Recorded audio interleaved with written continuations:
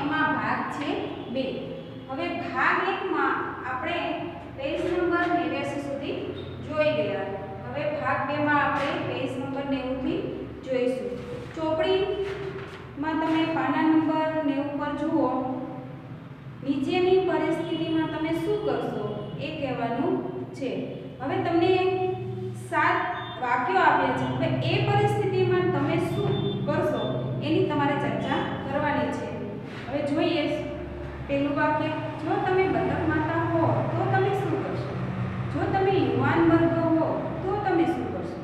તમારી શાળામાં કે પાડોશમાં કોઈ દિવ્યાંગ હોય તો તેની સાથે બધા રમે, તેને માટે તમે શું કરશો? તમારે કોઈ તકલીફ હોય અને બીજા બાળકો તમારી સાથે ના રમતા હોય તો તમે શું કરશો? શું કહેશો? માતાને માટે બધા બાળકો એક સરખા જુએ છે તે સમજાવવા તમારી આસપાસમાંથી તમે કોનું ઉદાહરણ આપશો? તમે વિદ્યાર્થીઓને કોઈક વિદ્યાર્થીની મસ્કરી કરતા જોયા છે? તેઓ શું શું કરે છે? તેમને આમ કરતા અટકાવવા તમે શું કરશો? જો બતકને હંસકન્યા ના મળી હોય તો બતકનું શું થાય? હવે આ પરિસ્થિતિમાં તમે શું કરશો એની ચર્ચા તમારે કરવાની છે। હવે એના પછી અહીંયા આપણે જોઈ શકીએ છીએ કે હંસનું ચિત્ર આપ્યું છે। તમારે એ હંસનું ચિત્ર દોરતા તમારી નોટમાં શીખવાનું છે। હવે એના પછી નીચેના વિધાનો કોણ બોલે છે તે લખો। હવે આ જે પ્રશ્ન છે એ મેં બોર્ડ ઉપર લખ્યો છે। આપણે બોર્ડ ઉપર જોઈએ,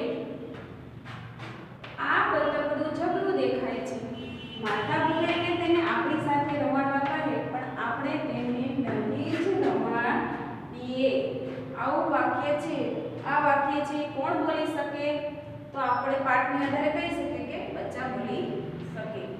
આ બતક નથી લાગતું, તેને લાંબો સમય ઝૂંપડીમાં રહેવા ન દેવાય। આવું વાક્ય કોણ બોલી શકે? તો કે ડોશીમાં બોલી શકે। હવે આ પક્ષી ખાઈ શકાય તેવું લાગતું નથી। આમાં કૂતરાનો કોઈ ઉલ્લેખ નથી, પણ આ વાક્ય એક કૂતરું બોલી શકે। હે ઈશ્વર, મારું બચ્ચું કેમ કોઈને ગમતું નથી? આ વાક્ય કોણ બોલી શકે? તો કે બતક માતા બોલી શકે। બધા મને કેમ ધિક્કારે છે? આવું વાક્ય કોણ બોલી શકે? તો કે અદ્રુપુ બતક છે એ બોલી શકે। હવે એના પછી આપણે ચોપડીમાં જોઈશું કે એક વાર્તાલાપ આપ્યો છે જે તમારે નાટક તરીકે ભજવી શકાય એવો છે। એમાં ચિત્ર પણ તમે જોઈ શકો છો। ચિત્રની અંદર ઘોડિયામાં એક નાનું બાળક સૂતું છે।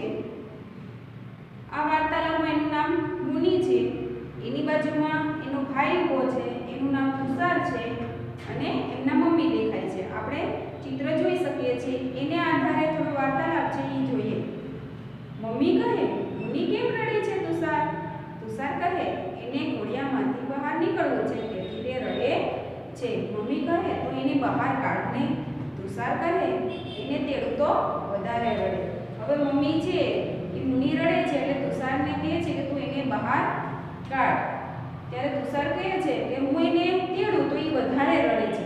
એટલે મમ્મી એને પૂછે છે, એવું શા માટે કરે છે? તુષાર કહે, કદાચ મારા હાથ ભીના છે એટલે। તુષાર શું કહે છે? મારા હાથ ભીના છે એટલે ભીના હાથે તેડું છું એટલે એ વધારે રડે છે। મમ્મી કહે, હાથ લૂછતો કેમ નથી? તુષાર કહે, નેપકિન નથી મળતો એટલે। મમ્મી કહે, અહીં આવ, હું લૂછી દઉં। તુષાર ઘોડિયા પાસે નમીને ઊભો રહે છે। મમ્મી કહે, આવતો કેમ નથી? તુષાર કહે, આ મુનિ મારો હાથ છોડતી જ નથી ને। હવે મુનિ જે છે એ તુષારનો હાથ પકડી રાખે છે, તેથી તે મમ્મી પાસે જઈ શકતો નથી। હવે ઈ વાર્તાલાપને આધારે આપણને થોડા નીચે પ્રશ્નો આપેલા છે।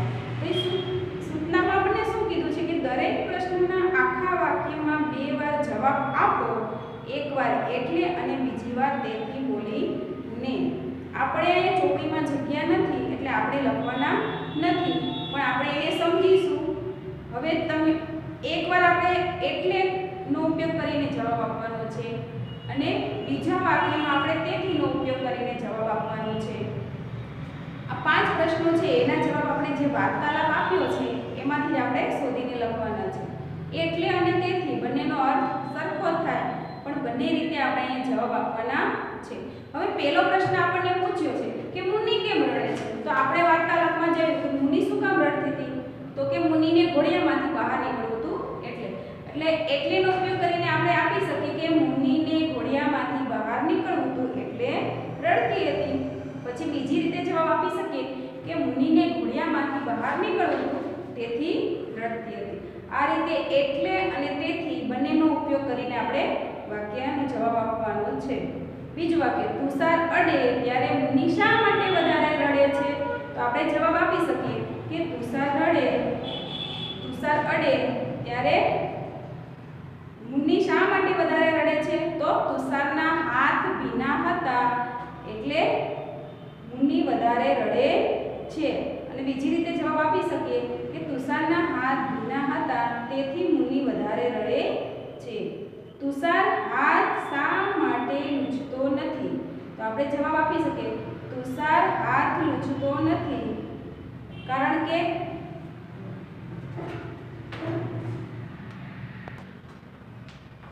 નેપકિન ન હતું. એટલે જવાબ આપી શકીએ કે નેપકિન ન હતું એટલે તુષાર હાથ લૂછતો નથી. બીજી રીતે આપી શકીએ કે નેપકિન ન હતું તેથી તુષાર હાથ લૂછતો નથી. ચોથું, તુષાર શા માટે ઘોડિયા પાસે નમીને ઊભો રહ્યો, તો આપણે કહી શકીએ મુનિ હાથ છોડતી નથી એટલે તુષાર ઘોડિયા પાસે નમીને ઊભો રહ્યો.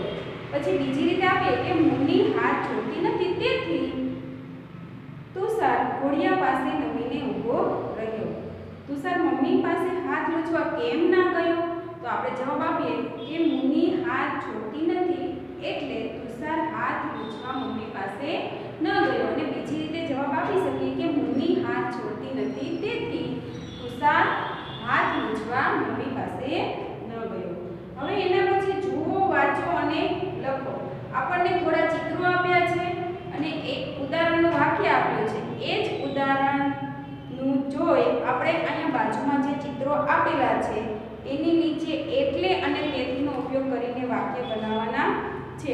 હવે પહેલા આપણે ઉદાહરણનું વાક્ય જોઈએ તો એક છોકરો આઈસ્ક્રીમ ખાય છે એવું ચિત્ર છે અને પ્રશ્ન છે પ્રજ્ઞેશ કેમ ખુશ છે, તો આપણે જવાબ લખવાનો છે કે પ્રજ્ઞેશને આઈસ્ક્રીમ મળ્યો તેથી ખુશ છે. પ્રજ્ઞેશને આઈસ્ક્રીમ મળ્યો એટલે તે ખુશ છે. એટલે તેથી અને એટલેનો ઉપયોગ કરી આપણે વાક્ય બનાવવાના છે. બંનેનો અર્થ સરખો થાય પણ બંને વાક્ય આપણે અલગ અલગ બનાવવાના છે. હવે આ જે ચિત્રો છે એના વાક્યો હું અહીંયા બોર્ડ ઉપર લખ્યા છે. હવે આપણે બોર્ડ ઉપર જોઈશું. તમે તમારી ચોપડીમાં પાના નંબર 93 ઉપર પહેલું ચિત્ર જોઈ શકો છો કે એક છોકરી છે એ રડે છે. તો કૃતિકા કેમ રડે છે, તો કૃતિકાને ભૂખ લાગે છે તેથી રડે છે. હવે આપણે એટલેનો ઉપયોગ કરીને વાક્ય બનાવી શકીએ કે કૃતિકાને ભૂખ લાગી છે એટલે રડે છે. હવે એના પછી નીચે વાક્ય જુઓ કે હર્ષાબેને છત્રી ઓઢી છે. તો હર્ષાબેને છત્રી કેમ ઓઢી છે, આપણે ચિત્રમાં જોઈ શકીએ છીએ. આપણને સામે સૂર્યનો તાપ દેખાય છે, સૂર્ય તપતા હોય એ રીતનું ચિત્ર દેખાય છે. તો આપણે લખી શકીએ કે હર્ષાબેનને તડકો લાગે છે તેથી છત્રી ઓઢી છે. બીજું આપણે લખી શકીએ કે હર્ષાબેનને તડકો લાગે છે એટલે છત્રી ઓઢી છે. હવે ત્રીજું વાક્ય જોઈએ કે અંકિત દોડમાં કેમ જીત્યો, તો આપણે જોઈ શકીએ છીએ અંકિત છે એ આગળ છે, બીજા બધા છોકરાઓ કરતા આગળ છે એટલે એ જીતી જાય છે. તો આપણે એનું વાક્ય બનાવી શકીએ કે અંકિત આગળ હતો તેથી દોડમાં જીત્યો. પછી બીજું વાક્ય કે અંકિત આગળ હતો એટલે દોડમાં જીત્યો. હવે ચોથું, બાળકો કેમ ખુશ છે, તો આપણે ચિત્રમાં જોઈ શકીએ છીએ બાળકો છે એ જોકરને જોઈને ખુશ થઈ જાય છે. તો આપણે એનું વાક્ય બનાવી શકીએ કે બાળકોએ જોકરને જોયો તેથી ખુશ છે. પછી એટલેનો ઉપયોગ કરીને વાક્ય બનાવીએ કે બાળકોએ જોકરને જોયો એટલે ખુશ છે. હવે એમાં લખ્યું છે કે નરેન્દ્રભાઈ કેમ લપસી પડ્યા, તો ચિત્રમાં જોઈ શકીએ છીએ કે એક કેળાની છાલ છે એમાંથી લપસે છે એટલે એ પડી જાય છે, પગમાં આવી જાય છે કેળાની છાલ તેથી લપસી પડે છે. તો આપણે વાક્ય બનાવીએ કે નરેન્દ્રભાઈનો પગ કેળાની છાલ પર પડ્યો તેથી તે લપસી પડ્યા. બીજું વાક્ય બનાવશું, નરેન્દ્રભાઈનો પગ કેળાની છાલ પર પડ્યો એટલે તે લપસી પડ્યા. હવે એના પછી છઠ્ઠું વાક્ય જોઈએ કે શ્વેતા કેમ રડી પડી. તો આપણે એ ચિત્રમાં જોઈ શકીએ છીએ કે બે છોકરીઓ ગોળ ગોળ ફરતી હોય છે. હવે એક છોકરીનો હાથ છે એ છૂટી જાય છે એને કારણે પડે છે.